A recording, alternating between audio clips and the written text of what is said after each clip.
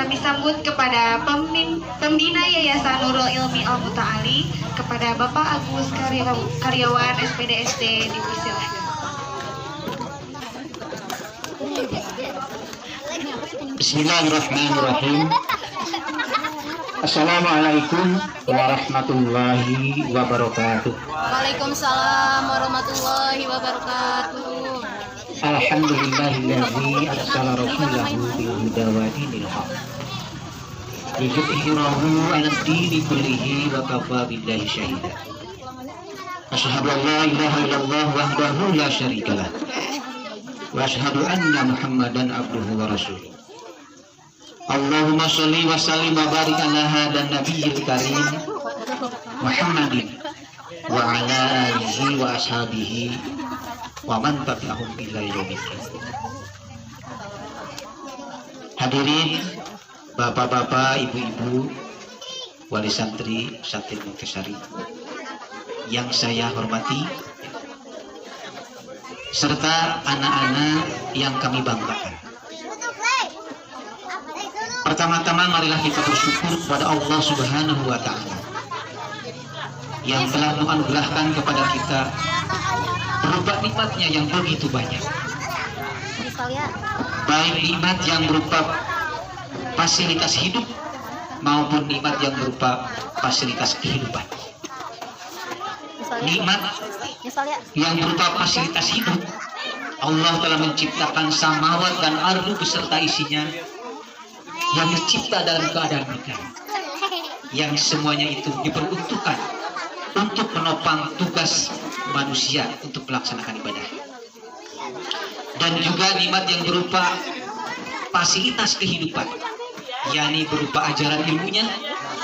Allah telah mengajarkan Al-Quran dan Sunnah Rasul sebagai satu-satunya pedoman hidup dan kehidupan yang akan mampu mengantarkan manusia ke dalam kehidupan yang penuh dengan keberkahan.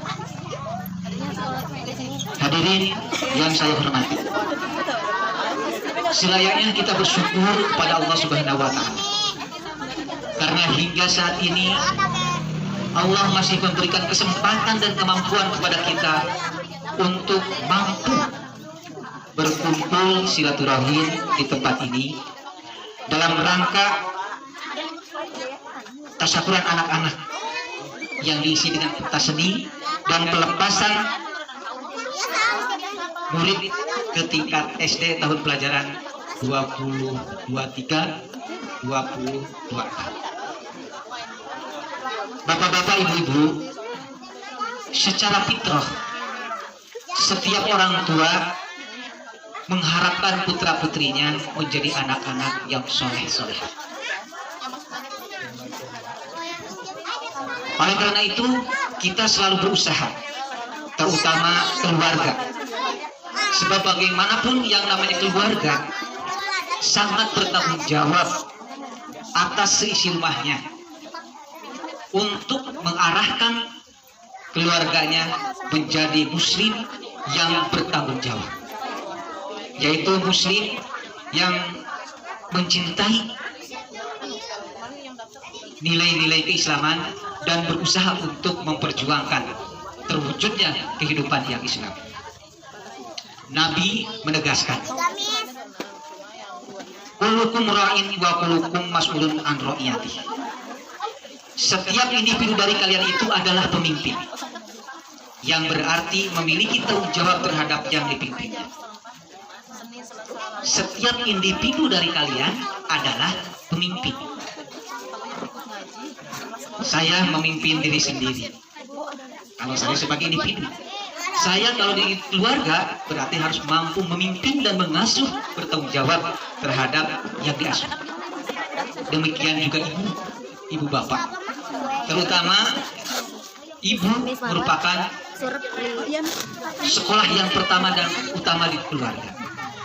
Sehingga Nabi menyebutkan tiang tegaknya negara tergantung kepada wanita yang dinamakan ibu.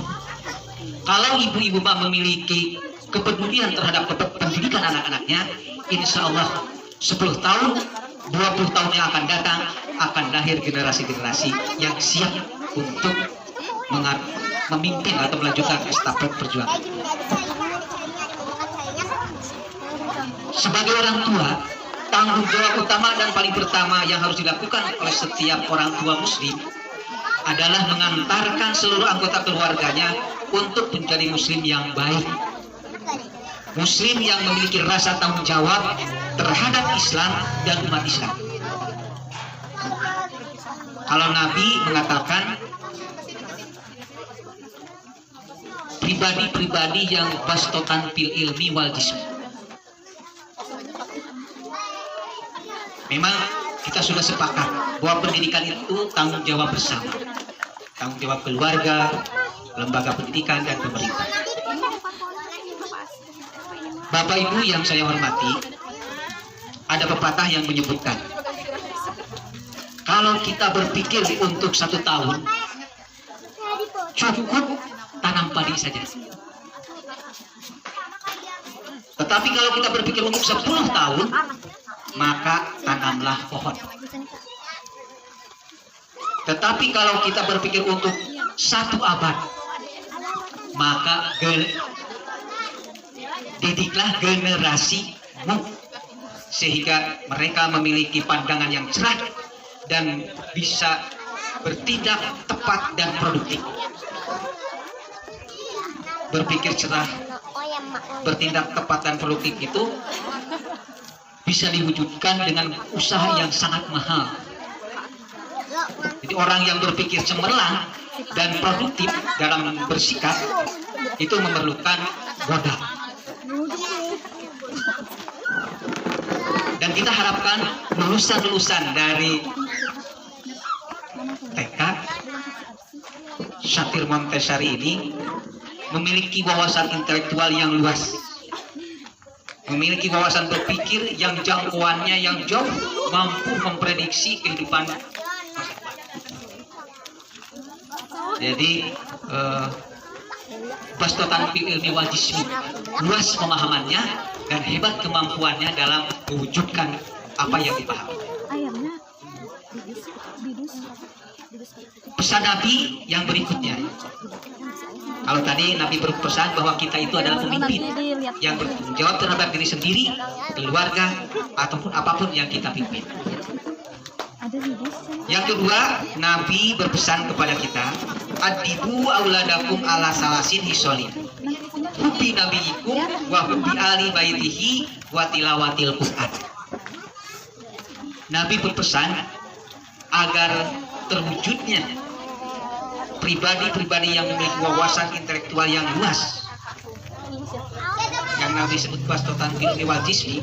Kata Nabi, didiklah oleh kalian anak-anak kalian atas 3 persoalan. Pertama, cinta kepada Nabi kalian, cinta kepada keluarganya, dan cinta terhadap Quran dengan dibuktikan mau membaca dan mempelajari Al-Quran. Karena dengan Al-Quran inilah kita akan terangkat derajat hidup dan kehidupan kita. Dengan mempelajari dan mengkaji Al-Quran, kita akan memiliki sikap iman. Dengan mempelajari Al-Quran, lahir iman dan lahir amal soleh. Selanjutnya, ibadah kita menjadi ibadah yang baik, dan dengan mengkaji dan mempelajari Al-Quran akan mampu mendorong kita menjadi orang yang siap berjuang jihad fisabilillah.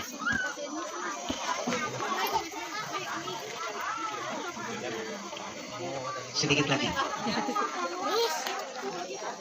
Lembaga pendidikan yang baik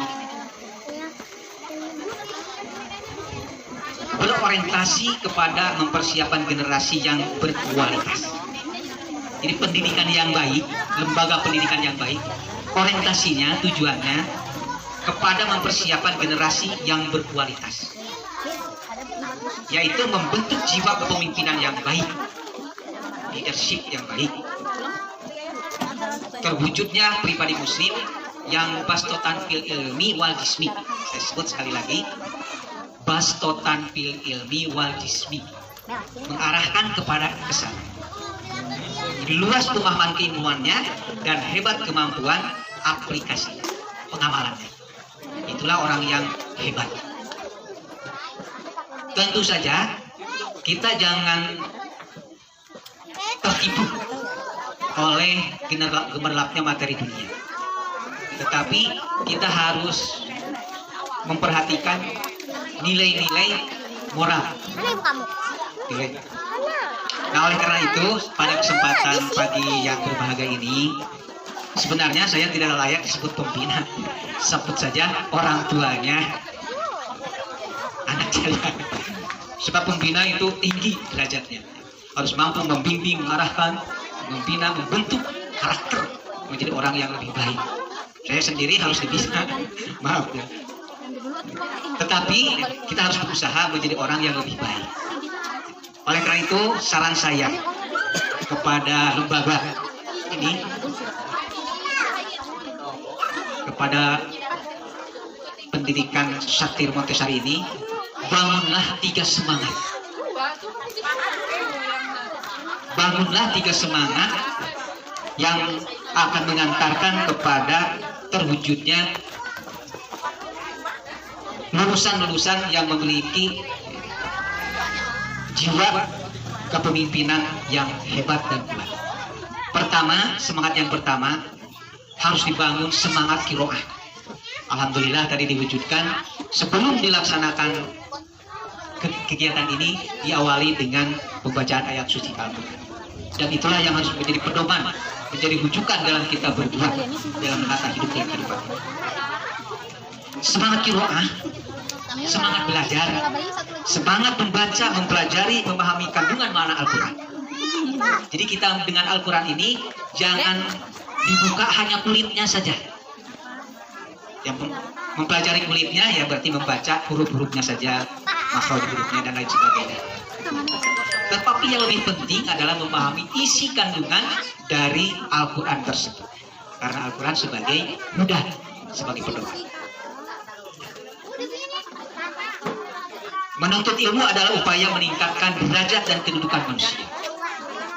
Jadi dengan berusaha membaca, mengkaji, mempelajari, memahami kandungan Al-Quran, secara otomatis akan mengangkat derajat kedudukan manusia. Dari yang tadinya zuluman, dolan, bodoh, menjadi pahada, menjadi pinter. Nabi disebut dolan, linglung. Kenapa? Karena belum mendapatkan bimbingan, belum mendapatkan wahyu. Tetapi setelah mendapatkan wahyu yang pertama, Al-Alaq 1-5, Nabi menjadi pahada, menjadi terang, menjadi tahu tujuan, menjadi apa yang harus dilakukan. Nah, kita pun sama. Menuntut ilmu adalah akan mengangkat derajat kita dari sifat kehewanan bodoh menjadi cerdas.